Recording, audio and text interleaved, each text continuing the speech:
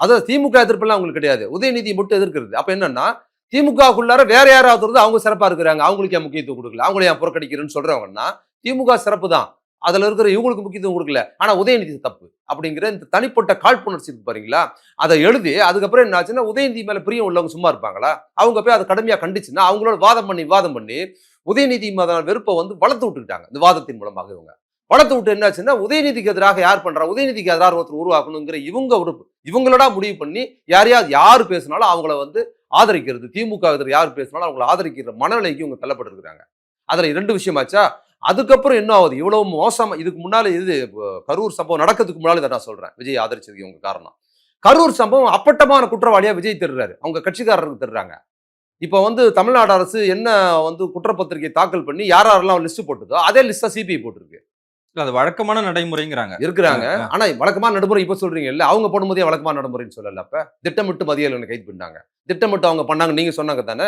அப்ப சிபிஐ போட்டா மட்டும் ஏன் வழக்கமான நடைமுறை? இப்ப சொல்றாங்க சிபிஐ சொல்லட்டும் அப்படின்றாங்க. சிபிஐ குற்றப்பத்திரிகை தாக்கல் பண்ணிருக்கு.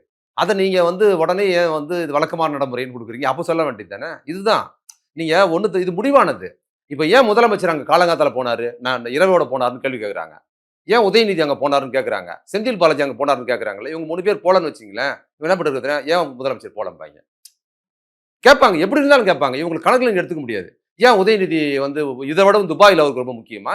இங்க மக்கள் 47 பேர் செத்துருக்காங்க. இவர் துபாய்ல என்ன பண்ணாருன்னு இருப்பாய்ங்க. செந்தில் பாலாஜி அங்க தானங்க இருக்காரு. ஏன் வரல அவரு? ஏன் வரலன்னா ஆள் அனுப்பிச்சுட்டாரு அவரு. அதனால அவர் வரல. அன்பில் மகேஷ் பக்கத்துல தான் இருக்காரு. ஏன் போலன்னு கேட்பாங்க. அன்பில் மகேஷ் போக வேண்டியது ஏன் போல? செந்தில் பாலாஜி பாத்தீங்களா? ஆளுங்கள அமுச்சு விட்டுட்டு ஆளுங்கள காலி பண்ணிட்டு அவர் தலைமறைவாயிட்டாரு அப்படிம்பாய்ங்க. நீங்க அதுதான் இது ஆக்சுவலா அங்க தாவேக்காரங்க யாரும் போலன்றதான் பிரச்சனை. அதுதான். அதாவது பாதிப்புல அவன் ஏன் நான் அவளை எஸ்கேப் ஆயிட்டாங்க. நம்ம தான் பண்ணிட்டோம்னு தெரிஞ்சிச்சு அவங்களுக்கு. இந்த முட்டு குடுக்குறவங்க எதை வேணுமாலும் குடுப்பாங்கங்கிறதுக்கு சொல்றேன். ஏன்னா இவங்க தான் என்ன சொல்றாங்கன்னா, ஏன் முதலமைச்சர் இங்க போனாருன்னு கேட்கிற இவங்க என்ன பண்ணிட்டாங்கன்னா, டக்குன்னு கள்ளக்குறிச்சி சாவுல ஏன் முதலமைச்சர் போல? அப்படிதான் கேட்கறாங்க. ஏன் அப்ப போல? அப்ப போவாது ஏன் இப்ப போறாரு? போலன்னு வச்சுக்க. கள்ளக்குறிச்சி சாவுக்கும் போல, இதுக்கும் போல. இது வந்து முடிவானது. இவர்கள் ஏன்னா அப்படி கேட்டிருக்கு. எப்ப பேசினாலும், எது கேட்டாலும் திமுக பேசுறது முடிவானது ஒண்ணு. அதாச்சா?